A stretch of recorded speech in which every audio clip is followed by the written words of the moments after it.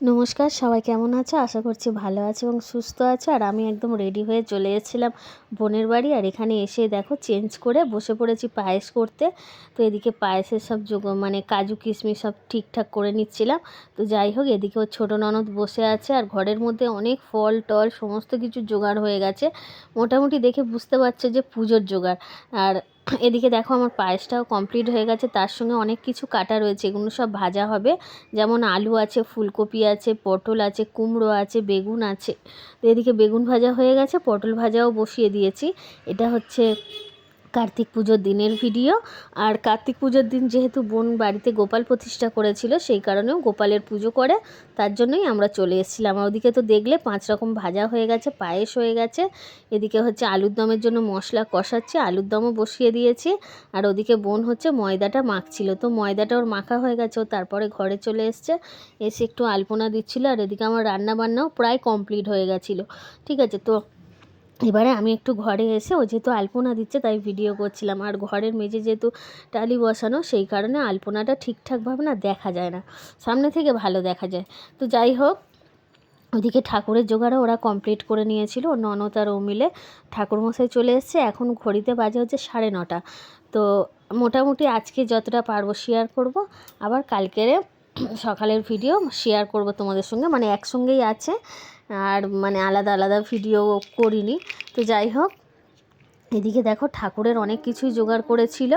আর ওদিকে মানে বাড়ির লোকজন সবার খাওয়ার জন্য অনেক কিছু ছিল। তো সেগুলো আর তোমাদের সঙ্গে খুব একটা ভালোভাবে করা হয়নি। আর আলুর দমটা হয়ে যাওয়ার পরে না তোমাদের সঙ্গে শেয়ার করা হয়নি।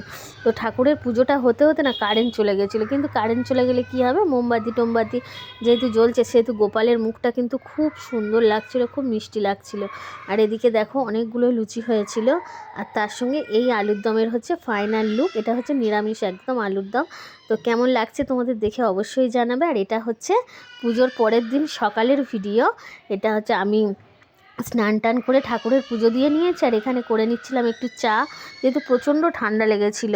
আর তারপরেই দুপুরে রান্না বান্না বসিয়ে দিয়েছি। তো এখানটায় দেখো আলু ভাজি, অনেকগুলো মানুষ খাবে যেহেতু।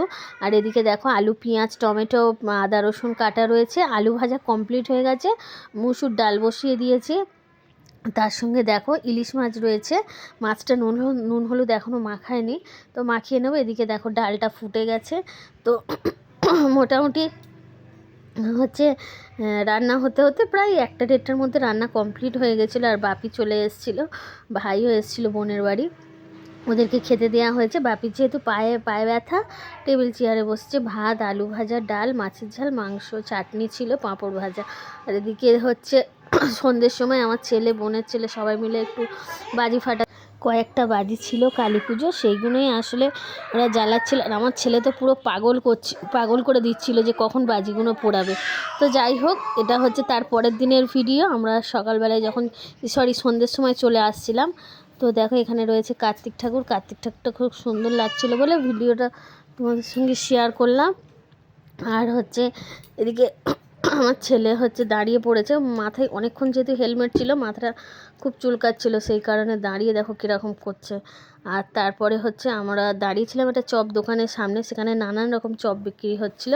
তো সেখান থেকে এগ ডেভিল নিয়ে আমার বর আর ছেলে খেলো, আমি কিন্তু খাইনি, আমার হচ্ছে বাড়ি এসে খেয়েছিলাম চপ মুড়ি। যাই হোক, এখনকার মতো এই পর্যন্ত।